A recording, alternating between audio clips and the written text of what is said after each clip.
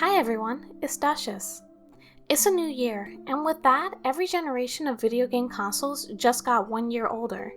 Some consoles age poorly, becoming relics of a bygone era, but others, they seem to get better with time, like a fine wine. One such console in my opinion is the PlayStation Portable, or PSP. In this video, I'm going to show you why the PSP is still relevant today, nearly 2 decades after its release. We'll explore just how much this little device can do in 2025. When I was given my PSP, I wasn't exactly sure what I could do with it since my knowledge at the time was really limited compared to what I knew about the DS, for instance. It also didn't help that I never grew up with a PSP and instead envied those who had it from a distance. After doing some initial research on the system, I found out pretty quickly that there's been a resurgence in people using the PSP for all sorts of things. The first thing that stood out to me was how much the PSP looked like a PS3, well, in terms of the user interface anyway. The PSP's menu system, called the XMB Cross-Media Bar, would later become a signature feature of the PS3, but the PSP introduced this design first. The PSP launched in 2005 worldwide, while the PS3 didn't hit shelves until late 2006. The PSP was a trailblazer in functionality. This was one of the first systems to feature the PlayStation Network even before the PS3, allowing users to connect online to download games, demos, and more. The goal of the PSP was to provide PS2 quality titles on the go, and for the most part, it succeeded in that mission. Beyond gaming, the PSP was also a media powerhouse. It could play movies, music, and store downloaded games directly on its memory stick. And here's something wild to consider. The PSP had a functioning internet browser years before the iPhone was even released in 2007. Imagine browsing the web in 2005 on a gaming device. Sure, the browser doesn't work now, but at the time, this was revolutionary, giving players a small taste of the internet's potential on portable hardware. Anyways, my next step in getting to know the PSP better was diving into the library of games available to me. The selection was overwhelming in the best way. There were so many titles to choose from, but the ones that immediately stood out were the games that struck a nostalgic chord with my childhood. One of the first games I picked up was Little Big Planet PSP. It instantly transported me back to the days of playing Little Big Planet on the PS3, the system I grew up with. The charm, creativity, and whimsical world building of Sackboy are all here, even in handheld form. It's honestly amazing how well the PSP captured the essence of what made the PS3 version so iconic. The ability to create and share levels, even on the go, was such a unique experience for its time and still holds up today. Another game that caught my attention was Final Fantasy VII Crisis Core. For the longest time, this title was a PSP exclusive, and it felt like one of the crown jewels of the system. The story, which serves as a prequel to the legendary Final Fantasy VII, and the action-packed combat made it a standout experience. It stayed exclusive to the PSP for years until it finally got a modern port just recently, sometime last year if I'm not mistaken. I could go on all day about the amount of titles that were released for the PSP. I mean, just one trip to a video game store while I was on vacation tells me that walls could literally be filled up with different PSP games, like Innocent Life, a futuristic Harvest Moon. If you know me and my channel, you'll know that I'm a huge fan of farming simulators, especially classics like Stardew Valley and Harvest Moon. So, when I spotted this game sitting on the shelf at that video game store, I was immediately intrigued. The funny thing is, I had never even heard of this title before. How did a Harvest Moon game manage to slip past my radar? Naturally, I had to pick it up and give it a try. The game in question is a Harvest Moon title that takes place in the year 2022. Yes, you heard that right. It's both fascinating and kinda hilarious to see how far off Natsume's predictions of 2022 are compared to the reality we just lived through. This version of 2022 feels almost timeless in its depiction of rural life and interpersonal connection, as if it were more focused on the emotional essence of the future rather than the technological one. The story centers on the main character who is on a heartfelt journey to become more human. Through farming, building relationships, and connecting with the endearing townsfolk, you slowly piece together what it means to live, love, and belong. The themes it explores are surprisingly touching, making it much more than your typical farming game.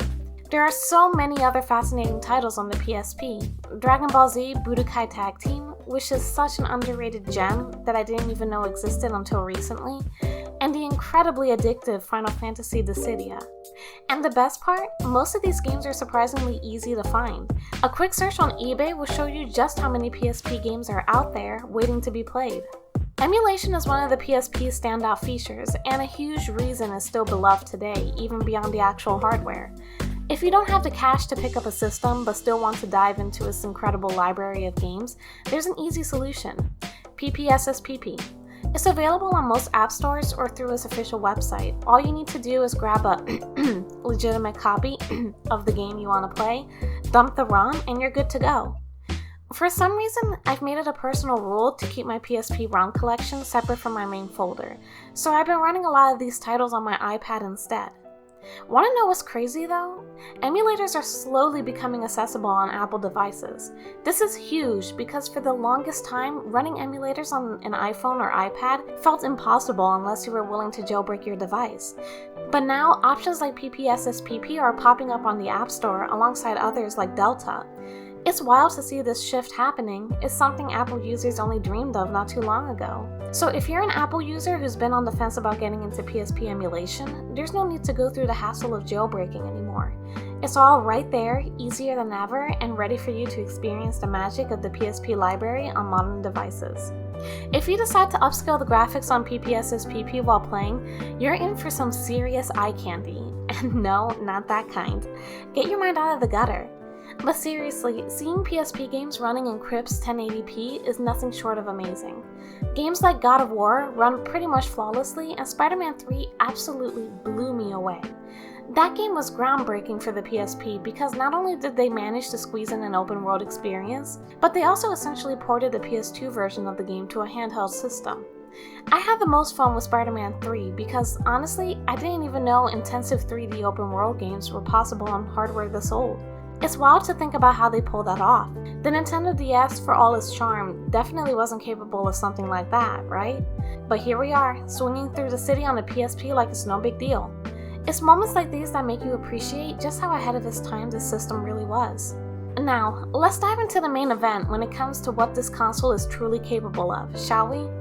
The thing that immediately blew me away was just how insanely detailed and versatile the custom firmware is. I'll admit, I can't walk you through the process of jailbreaking the system step by step.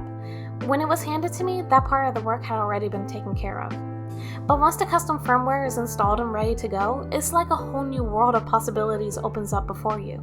From emulation to running homebrew apps, custom themes, and beyond, the custom firmware transforms the PSP into so much more than just a gaming console. It's like unlocking the console's full potential, and honestly, it's kinda mind-blowing. The fact that a system released almost 2 decades ago is capable of this much is just a testament to how forward-thinking the PSP's design really was. For starters, I was impressed by how effortlessly the PSP emulates PS1 games. Seriously, it's as simple as transferring your perfectly legal e-boot ROMs into the correct folder on your memory stick. Once that's done, you're ready to go. No complicated setup, no extra steps. For me, the convenience of emulating PS1 classics on the PSP is unmatched. Being able to fire up a quick pick-up-and-play title like Marvel vs. Capcom's Clash of Superheroes or JoJo's Bizarre Adventure while waiting for an appointment or just passing the time is amazing. In fact, I would have taken it with me to my dentist appointment recently, if I hadn't been too preoccupied nervously scheduling my wisdom tooth removal. But trust me, if I had been in a better state of mind, my PSP would have been right there with me. I'm a huge Metal Gear Solid nerd, so being able to play something like Metal Gear Solid 1 Integral on the PSP was nothing short of amazing to me. For those unfamiliar, the US never saw a PS1 version of Integral officially released. Instead, it was made available on Windows and released exclusively on PS1 in Japan. That's why having a homebrewed console is such a game changer. It lets you experience the PS1 version of Integral seamlessly. Of course, not all PS1 games ran flawlessly on the PSP, and this usually came down to one thing: e-boots. For those unfamiliar, an e-boot is essentially a digital wrapper that converts a PS1 game into a format the PSP can understand. Properly formatted e-boots generally ensure smoother performance and compatibility. However, some poorly made or unofficial e-boots can lead to issues like lag, crashes, or even games outright refusing to run. It's a crucial detail to consider when setting up PS1 games on your PSP, especially if you want the best experience. And don't think the PSP is just a PS1 emulation powerhouse. One of its standout features is its ability to emulate GBA games, which opens up an entirely new library of classic titles, including fan-made ROM hacks. The person who gave me my PSP was kind enough to preload every Pokemon GBA title onto it, and I was blown away by how seamlessly they ran. Honestly, can we talk about the aesthetic perfection of playing Pokemon Sapphire on a sapphire-colored PSP? There's something so serendipitous about it. What's more, I had fewer issues running GBA games than even some PS1 titles. The visual quality is incredible, especially when stretched to a 16:9 ratio on the PSP's display. The games don't look stretched or blurry, they look just as crisp and vibrant as they would on an actual GBA. I tested it out with The Legend of Zelda: The Minish Cap and found myself more engrossed playing it on the PSP than on any emulator I've used on a phone or computer. One of the PSP's most convenient features, especially with custom firmware installed, is the ability to back up your PSP game discs and store them digitally on the memory stick. This means you can play your games directly from storage without needing the physical UMD disc. Not only does this save wear and tear on your collection, but it also drastically improves performance. Running games from the memory stick eliminates the need for the system to buffer data from the UMD drive, which was one of the PSP's biggest bottlenecks. Load times are slashed to a fraction of what they would be with a disc, and everything feels smoother and snappier. In conclusion, the PSP remains an incredibly versatile and powerful handheld, even in 2025. With its custom firmware, emulation capabilities, and ability to run digital backups, it's a device that punches far above its weight. In today's gaming landscape, where modern consoles are losing what it means to be a multimedia device alongside a game console, the PSP feels more relevant now than ever before. Whether you're reliving classics or exploring new possibilities, the PSP continues to offer a unique portable gaming experience that's definitely worth it in 2025. And that's my take on it. If you're someone who loves exploring the depths of the gaming community, hit that subscribe button below and turn on notifications by clicking the bell icon. See you guys later. In a world of pixels, where magic's alive, touch just brings the joy, it's where dreams thrive. With cozy games, she lights up our